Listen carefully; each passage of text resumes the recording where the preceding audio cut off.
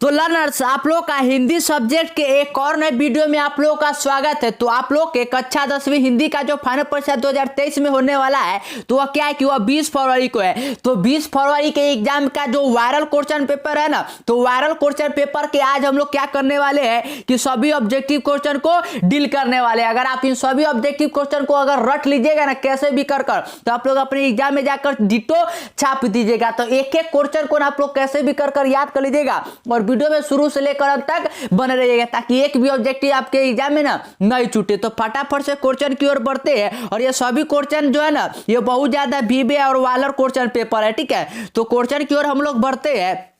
तो जो यहाँ पर पहला क्वेश्चन है ना, वह पहला क्वेश्चन इस प्रकार से दिया हुआ है क्या कि नागरी लिपि शीर्षक पाठ के साहित्य की कौन सी विधा है। जो नागरी लिपि है ना, जिसके गुणाकर मूल्य जी लेखक है, तो पूछा गया कि उसकी साहित्य की कौन सी विधा है। तो नागरी लिपि क्या है, तो हम लोग पढ़ते हैं कि वह निबंध है। तो राइट आंसर बी हो जाएगा।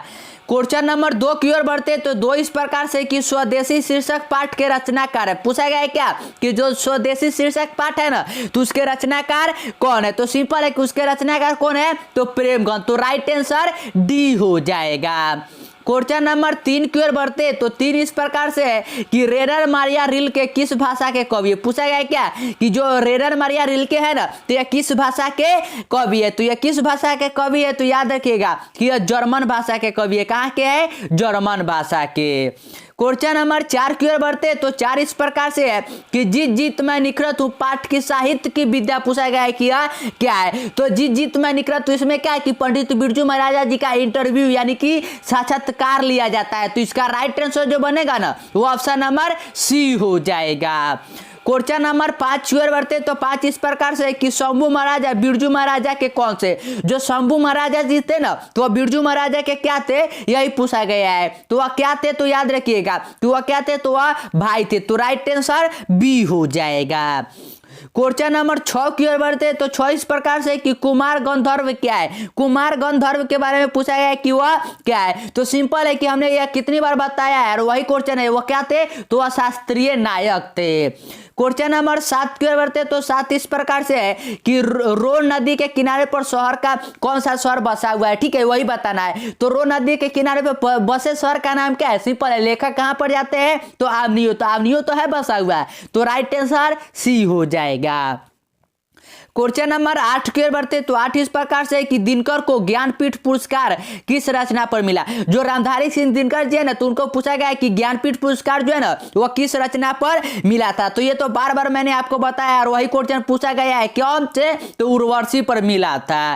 क्वेश्चन नंबर 9 की ओर बढ़ते तो 9 है कि प्रत्येक वर्ष अवनियों में कैसा समारोह आयोजित होता है। कैसा समारोह पूछा गया है कि अवनियों में आयोजित होता है। तो ये किताब में आप लोग पढ़ते हैं क्या कि रंग समारोह आयोजित किया जाता है। तो राइट आंसर ए हो जाएगा।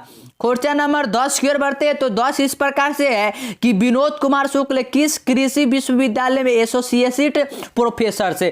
पूछा गया क्या कि जो विनोद कुमार शुक्ल यानी कि मछली के लेखक है, तो वह किस कृषि विश्वविद्यालय में ना एसोसिएटेड प्रोफेसर से। तो वह किसके थे, तो ये आप लोग पढ़ते हैं क्या कि इंदिरा गांधी के। किसके, इंदिरा गांधी के। क्वेश्चन नंबर 11 की ओर बढ़ते तो 11 इस प्रकार से कि मछली के लिए मसाला कौन पीस रही थी। पूछा क्या है कि जब पिताजी मछली लाते हैं बाजार से, तो उस समय जो है ना मछली के लिए मसाला कौन पीस रहा था। तो सिंपल है कि कौन पीस रही थी, तो मां पीस रही थी। तो राइट आंसर डी हो जाएगा।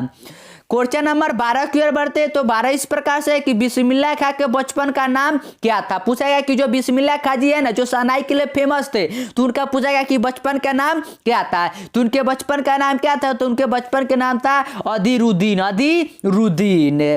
क्वेश्चन नंबर 13 की ओर बढ़ते तो 13 इस प्रकार से है कि सुजान रस खान किसकी रचना है। सुजान रस खान पूछा गया है कि यह किसकी रचना है। तो सिंपल है कि जो सुजान रस खान है, तो यह किसकी है, रस खान की रचना है। तो राइट आंसर बी हो जाएगा।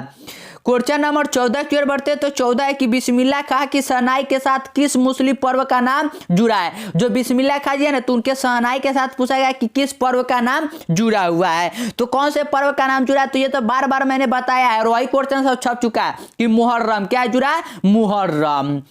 क्वेश्चन नंबर 15 की ओर बढ़ते तो 15 इस प्रकार से है कि काफी किसकी पाठशाला है। काशी, यहाँ पर काशी है, काशी किसकी पाठशाला है। तो सिंपल है, काशी जो यह किसकी पाठशाला है, तो यह संस्कृत संस्कृत की है, किसकी है? संस्कृत की। क्वेश्चन नंबर 16 की ओर बढ़ते तो 16 की कौन चाहते थे कि सभी देशों की संस्कृति हवा उनके घर के पास बहती रहे? कौन से व्यक्ति से ना वो चाहते थे कि सभी देशों की जो संस्कृति की हवा है ना कि उनके मतलब कि घर के आसपास से बहते रहे, तो वह कौन थे? तो आप लोग पढ़ते ना कि शिक्षा संस्कृति, तो उनके लेखक कौन है? तो महात्मा गांधी जी। तो राइट आंसर सी हो जाएगा। क्वेश्चन नंबर 17 की ओर बढ़ते तो 17 की गुरु नानक का जन्म लाहौर के किस ग्राम में हुआ था? जो गुरु नानक जी थे ना तो उनका पूछा गया कि लाहौर के ना वह किस ग्राम में जन्म हुआ था? तो गुरु नानक जी का जन्म कौन से ग्राम में हुआ था? तो तलवंडी में। कहां पर? तलवंडी में। क्वेश्चन नंबर 18 की ओर बढ़ते हैं तो 18 इस प्रकार से है कि मछली शीर्षक कहानी में दीदी के प्रेमी का क्या नाम है? दीदी के प्रेमी का पूछा गया है कि नाम क्या था? तो दीदी के प्रेमी का नाम क्या था? तो आप लोग पढ़ते हैं कि नरेन। क्या था? नरेन। तो राइट आंसर सी हो जाएगा।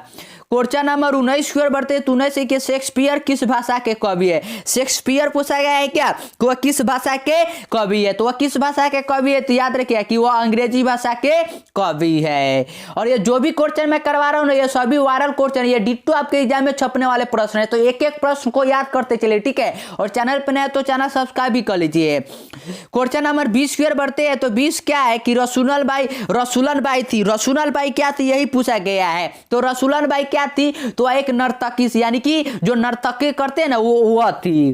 क्वेश्चन नंबर 21 की ओर बढ़ते हैं तो 21 इस प्रकार से है कि निराला की साहित्य साधना के रचनाकार कौन है? जो निराला के साहित्य साधनाकार है ना तो इसका पूछा गया कि इसके रचनाकार कौन है? तो याद रखिए कि इसके रचनाकार है सच्चिदानंद हीरानंद वास्यायन अज्ञे। तो राइट आंसर बी हो जाएगा।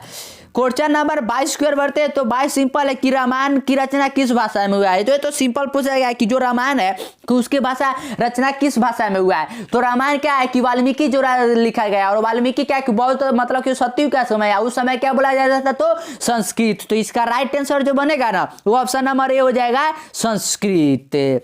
क्वेश्चन नंबर 23 की ओर बढ़ते तो 23 है कि अमरकांत लिखित कहानी का नाम है। अमरकांत लिखित कहानी का नाम पूछा गया है कि क्या है? तो उसकी कहानी का नाम क्या है? तो बहादुर। क्या है नाम? बहादुर। तो राइट आंसर डी हो जाएगा।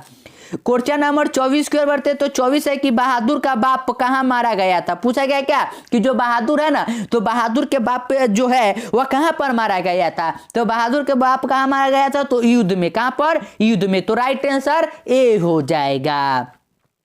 क्वेश्चन नंबर 25 की ओर बढ़ते तो 25 में है कि हजारी प्रसाद द्विवेदी जी में किसने पूछा कि नाखून क्यों बढ़ते हैं? मतलब कि हजारी प्रसाद द्विवेदी जी से कौन पूछता है कि नाखून क्यों बढ़ते हैं? तो ये तो सिंपल है कि उनकी कौन पूछता है? तो उनकी बेटी यानी कि लड़की पूछता है। तो राइट आंसर बी हो जाएगा, लड़की ने।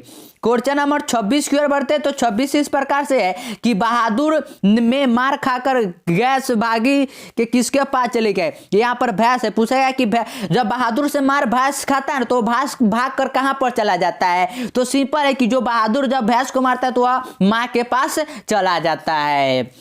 क्वेश्चन नंबर 27 की ओर बढ़ते तो 27 है कि निबंध के लेखक पूछा गया है कि निबंध के लेखक कौन है? तो सिंपल है कि निबंध के लेखक कौन है? तो आप लोग पढ़ते हैं क्या कि नागरी लिपि। नागरी लिपि। और ये पहला क्वेश्चन इस आता है। तो नागरी लिपि क्या है? तो नागरी लिपि एक निबंध है और निबंध के लेखक नागरी लिपि के लेखक कौन है? तो गुणाकर मूले जी। तो इसका राइट आंसर जो बनेगा ना यहाँ पर भुलाकर ना बल्कि गुणाकर है। तो राइट आंसर ए हो जाएगा। क्वेश्चन नंबर 28 की ओर बढ़ते तो 28 है कि तार सप्तक के संपादक के प्रयोगवादी कवि है। तार सप्तक जो है ना तो उसके संपादक के पूछा है कि प्रयोगवादी कवि कौन है? तो याद रखिए कि वह अज्ञे जी है। कौन है? अज्ञे जी। क्वेश्चन नंबर 29 की ओर बढ़ते तो 29 सिंपल है कि हिरोशिमा किस देश में? हिरोशिमा जहां पर परमाणु बम पटका गया था तो हिरोशिमा किस देश में? तो हम लोग जानते हैं कि जापान में। एक हिरोशिमा और दूसरा नागासाकी, दो जगह पर परमाणु बम पटका गया था। तो ये कहां पर है? जापान में। तो राइट आंसर सी हो जाएगा। क्वेश्चन नंबर 30 की ओर बढ़ते तो 30 है कि दूर से ही ललकारता कौन? मैं जवाब देता दोस्त। पंक्ति किस पार्श्व से? ये तो सिंपल है कि एक वृक्ष की हत्या में ही तो क्या है कि कुंवर नारायण जी बताते कि जो वृक्ष है उनके घर के सामने था वह उनको लड़काता था जब वो आते थे कहीं से। तो राइट आंसर ए हो जाएगा।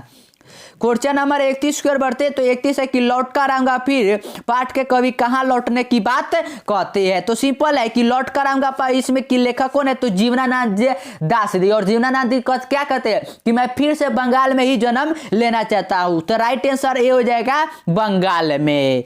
क्वेश्चन नंबर 32 की ओर बढ़ते तो 32 है कि आदर्श समाज स्वतंत्रता समानता भातृत्व पर आधारित होगा, किसने कहा। पूछा गया है कि आदर्श समाज होगा ना, आइडियल सोसाइटी, वह स्वतंत्रता समानता भातृत्व पर आधारित होगा, यह कौन कहता है। तो यह कौन कहते हैं, तो जो ये कहते हैं ना, यह श्रम विभाजन और जाति प्रथा के लेखक यानी कि भीमराव अंबेडकर जी कहते हैं।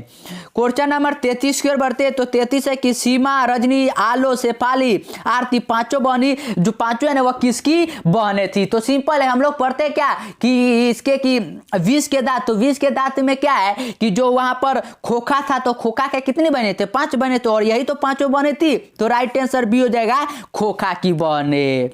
क्वेश्चन नंबर 34 के बढ़ते तो 34 है कि प्लेटो और कानट थे महान। प्लेटो और कानट पूछा गया है वह क्या महान थे। तो प्लेटो और कानट क्या थे, वह फिलोसफर थे यानी कि दार्शनिक थे। तो राइट आंसर बी हो जाएगा। क्वेश्चन नंबर 35 की ओर बढ़ते हैं तो 35 है कि तमिल मलयालम तेलुगु कन्नड़ भाषा है। पूछा गया है क्या कि जो तमिल मलयालम तेलुगु कन्नड़ भाषा है ना, तो ये हमारे भारत के कौन से भाषा में, मतलब कि ये कौन से क्षेत्र में बोला जाता है। तो सिंपल है कि जो कन्नड़ मलयालम ये सब क्या है, ये हमारे साउथ में बोला जाता है। मतलब क्या है कि दक्षिण भारत की ओर बोला जाता है, जहां पर चेन्नई है, जहां पर तेलंगाना है, इसी जगह पर जो बोला जाता है। तो राइट आंसर डी हो जाएगा। क्वेश्चन नंबर 36 की ओर बढ़ते तो 36 है कि मो असुवन ही लय वर्षो कौन कहते हैं। मो असुवन ही लय वर्षो यह है ना, यह कौन कहते हैं। तो यह कौन कहते हैं, तो यह कहते हैं घनानंद जी। कौन कहते हैं, घनानंद जी। तो राइट आंसर सी हो जाएगा। क्वेश्चन नंबर 37 की ओर बढ़ते तो 37 है कि क्यों री राक्षसी छोटे से बच्चों को क्यों पीट रही है, किसने कहा। तो आप लोग पढ़ते हैं दही वाली मंगमंबा, उसमें क्या है कि मंगमंबा और उसकी पुतो जो है उससे क्या कि दोनों झगड़ा करती रहती है, तो पुतो अपने बेटों को मारती है। तो उसी समय मंगमंबा क्या कहती है कि क्यों रे राक्षसी छोटे बच्चे को क्यों पीट रही। तो कौन कहती है, तो मंगमंबा। तो राइट आंसर ए हो जाएगा। क्वेश्चन नंबर 38 की ओर बढ़ते तो 38 है कि लक्ष्मी के पति कौन था। लक्ष्मी के पति पूछा गया है कि कौन था। तो लक्ष्मी के पति कौन था, तो लक्ष्मण था। तो आप लोग बताइए कि लक्ष्मण जो है ना, वो लक्ष्मण कहाँ कमाने गया था। ठीक है, लक्ष्मण कहाँ कमाने गया था। क्वेश्चन नंबर 39 की ओर बढ़ते तो 39 इस प्रकार से है कि ईश्वर पेटलीकर किस भाषा के कथाकार है। पूछा गया कि जो ईश्वर पेटलीकर जी है ना, तो वह किस भाषा के कथाकार है। तो वह किस भाषा के है, तो वह गुजराती है। कहाँ के है, गुजराती है। क्वेश्चन नंबर 40 की ओर बढ़ते तो 40 है कि एस रंगराजन वास्तविक नाम है। एस रंगराजन जो है ना, तो उनका पूछा गया कि रियल नाम जो है ना, वह रियल नाम क्या है। तो उनका रियल नाम है सुजाता। क्या है, सुजाता का है। क्वेश्चन नंबर 41 की ओर बढ़ते हैं तो 41 है कि आई वॉट दैट गर्ल क्या है कि एडमिटेड नाउ, किसने कहा। I what that girl admitted now, यह पूछा गया है कि यह किसने कहा था। तो यह किसने कहा था, जब बड़े डॉक्टर आते हैं वही तो कहते हैं पापाती के बारे में। क्वेश्चन नंबर 42 की ओर बढ़ते तो 42 है कि नगर शीर्षक कहानी के लेखक कौन है। तो सिंपल पूछा गया कि नगर शीर्षक के लेखक कौन है। तो इसका कौन है, तो एस रंगराजन, और मतलब कि क्या है, तो सुजाता। तो राइट आंसर ए हो जाएगा। क्वेश्चन नंबर 43 की ओर बढ़ते तो 43 है कि 3 बेटे डॉट डॉट 2 वक्त की रोटी डॉट डॉट 1 माह किस कहानी की पंक्ति है। 3 बेटे और उसका कह रहा है कि 2 वक्तों की रोटी, यह किस कहानी का है। तो आप लोग नगर कहानी पढ़ते हैं ना, नगर, उसके लेखक कौन है, सुजाता। तो इसी में तो बताया जाता है कि उसके 3 बेटे हैं। तो राइट आंसर बी हो जाएगा। क्वेश्चन नंबर 44 के बढ़ते तो 44 है कि नजमम्मा मंगमम्मा की कौन थी। तो ये सिंपल है, नजमम्मा थी जो नजमम्मा, वो मंगमम्मा की क्या थी, तो वह बहू थी। क्या थी, बहू। तो राइट आंसर सी हो जाएगा। क्वेश्चन नंबर 45 की ओर बढ़ते तो 45 है कि निम्नलिखित में कौन शुद्ध शब्द है। शुद्ध शब्द पूछा गया है कि इन चारों में कौन सा जो है ना, वह शुद्ध शब्द है। तो कौन सा शुद्ध शब्द है, तो याद रखिए कि देवनागरी है। कौन है, देवनागरी। तो राइट आंसर ए हो जाएगा। क्वेश्चन नंबर 46 की ओर बढ़ते तो 46 है कि हलकारे, हलकारे का अर्थ है। हलकारे का अर्थ पूछा गया है कि हलकारे का अर्थ क्या है। तो हलकारे का अर्थ क्या होता है, जो हल जोतने वाला होता है ना, उसे ही हम लोग हलकारे कहते हैं। तो राइट आंसर सी हो जाएगा। क्वेश्चन नंबर 47 की ओर बढ़ते हैं। तो 47 है कि संधि का भेद नहीं है। संधि का पूछा गया है क्या कि इन चारों में से कौन सा जो है ना कि वह भेद नहीं है। तो हम लोग जानते हैं क्या कि स्वर संधि होता है, व्यंजन संधि होता है, विसर्ग संधि होता है, लेकिन संज्ञा संधि होता है नहीं होता है। तो राइट आंसर डी हो जाएगा। क्वेश्चन नंबर 48 की ओर बढ़ते हैं। तो 48 है कि ई वर्ण है। ई वर्ण पूछा गया है क्या कि ई वर्ण जो है ना यह क्या है। तो यह क्या है, तो यह दीर्घ स्वर है। तो राइट आंसर बी हो जाएगा। क्वेश्चन नंबर 49 की ओर बढ़ते हैं। तो 49 है कि उच्चारण का सही संधि विच्छेद है। उच्चारण का सही संधि विच्छेद पूछा गया है कि क्या है। तो इसका जो सही संधि विच्छेद बनेगा ना वो बनेगा उत प्लस चारण, उत प्लस चारण। तो राइट आंसर बी हो जाएगा। क्वेश्चन नंबर 50 की ओर बढ़ते तो 50 है कि सात्विक का विपरीतार्थ शब्द है। सात्विक है, सात्विक जो होता है ना तो इसका पूछा गया कि विपरीतार्थ शब्द जो बनेगा ना वह क्या बनेगा, मतलब कि उल्टा शब्द है। जो सात्विक का जो उल्टा शब्द बनेगा ना वो बनेगा तामसिक। क्या बनेगा, तामसिक। तो राइट आंसर सी हो जाएगा। क्वेश्चन नंबर आज हम लोग 50 क्वेश्चन को डील कर चुके हैं। तो 50 क्वेश्चन को ही डील नहीं करने वाले, आज हम लोग कुल 60 क्वेश्चन को डील करने वाला। और ये सभी क्वेश्चन डिट्टो आपके एग्जाम में छपने वाले प्रश्न है। तो एक एक प्रश्न को ना आप लोग याद करके कैसे भी उसे रट जाइए। क्वेश्चन नंबर 51 है कि उसने कहा कि मैं कल पटना जाऊंगा। कैसा वाक्य है, मैं कल पटना जाऊंगा। पूछा गया कि यह कैसा वाक्य है। तो यह कैसा वाक्य है, तो यह संयुक्त वाक्य है। तो राइट आंसर सी हो जाएगा। क्वेश्चन नंबर 52 की ओर बढ़ते हैं। तो 52 इस प्रकार से कि निम्न में कौन पदबंध का भेद नहीं है। कौन सा जो पूछा गया इन चारों में ना कि पदबंध का भेद नहीं है। तो कौन सा पदबंध का भेद नहीं है, तो वह कर्म पदबंध। कौन, कर्म पदबंध। क्वेश्चन नंबर 53 की ओर बढ़ते हैं। तो 53 इस प्रकार से कि जिस समाज में दोनों पदों की प्रधानता होती है उसे कहते हैं। जैसे कि जैसे कि यहाँ पर पिता माँ पिता, भाई बहन, चाचा चाची, ये सब में क्या होता है कि दोनों पद प्रधान होता है। तो इसे कैसे कहते हैं, उसे द्वंद्व समास कहते हैं। तो राइट आंसर बी हो जाएगा। क्वेश्चन नंबर 54 की ओर बढ़ते हैं। तो 54 है कि द का उच्चारण स्थान द आप लोग द को बोल कर देखिए। द जब आप लोग बोलिएगा ना तो द क्या है कि आपके दा से दाकर मतलब कि जो आपका जीव है ना वह टकराएगा। मतलब क्या है कि इसका उच्चारण स्थान दंत है। तो राइट आंसर सी हो जाएगा। क्वेश्चन नंबर 55 की ओर बढ़ते तो 55 है कि व्यंजनों के अंत में जो हलंत लगने का उसका मान होता है। हलंत लगने पर उसका मान क्या होता है, तो सिंपल है, हलंत लगने पर उसका मान आधा हो जाता है। तो राइट आंसर ए हो जाएगा। जैसे कि आप लोग चम्मच ऐसे भी देखते होइएगा चम्मच, तो इसका मतलब क्या है कि आधा म या ऐसे भी म, तो चम्मच ऐसे भी लिखाता है। ठीक है। क्वेश्चन नंबर 56 की ओर बढ़ते तो 56 है कि टेबल पर किताब है, यहाँ पर किस कारक का चिन्ह। पूछा गया कि जो पर है ना तो पर किस कारक का चिन्ह है। तो यहाँ पर किस कारक का चिन्ह है, तो अधिकरण का। किसका है, अधिकरण का। तो राइट आंसर डी हो जाएगा। क्वेश्चन नंबर 57 के बढ़ते तो 57 की मैदान में सभा हो रही है। यहाँ सभा कौन सा संज्ञा, तो सभा क्या है, एक मतलब बहुत सारे लोग जुटे हुए मतलब कि समूह है। तो राइट आंसर यहाँ पर बी हो जाएगा कि समूहवाचक संज्ञा है। क्वेश्चन नंबर 58 के बढ़ते तो 58 की चंचल किस शब्द का पर्यायवाची शब्द है। चंचल जो है ना तो पूछा गया कि किस शब्द का पर्यायवाची शब्द है। तो यह किस शब्द का पर्यायवाची शब्द है, तो यह लक्ष्मी का है। किसका है, लक्ष्मी का। तो राइट आंसर सी हो जाएगा। क्वेश्चन नंबर 59 की ओर बढ़ते हैं। तो 59 है कि होश शब्द का प्रयोग सदैव होता है। जो होश होता है ना तो होश का हम लोग सदैव यूज कैसा करते हैं, बहुवचन में करते हैं। कैसा, बहुवचन में। तो राइट आंसर बी हो जाएगा। क्वेश्चन नंबर 60 के बढ़ते तो 60 है कि जिस शब्द का रूप कभी नहीं बदलता उसे कहते। जिस शब्द का कभी रूप नहीं बदलता है उसे पूछा गया कि क्या कहते हैं, तो उसे क्या कहते हैं, तो उसे अवयव कहते। क्या कहते हैं, अवयव। तो राइट आंसर डी हो जाएगा। और आज हम लोग कुल 60 क्वेश्चन को ही डील करेंगे। और जो भी हमने 1 से लेकर 60 तक के क्वेश्चन किए ना, ये सभी क्वेश्चन डिट्टो आपके एग्जाम में छपने वाले प्रश्न है। तो एक भी प्रश्न को नहीं छोड़िएगा, सभी प्रश्न को याद कर लीजिएगा और चैनल को सब्सक्राइब भी कर लीजिएगा, क्योंकि लगातार ऐसे ही आप लोगों के लिए प्रैक्टिस क्वेश्चन आता रहेगा जब तक कि आपका एग्जाम खत्म नहीं हो जाता। और दोस्तों के साथ शेयर भी कर दीजिएगा वीडियो को।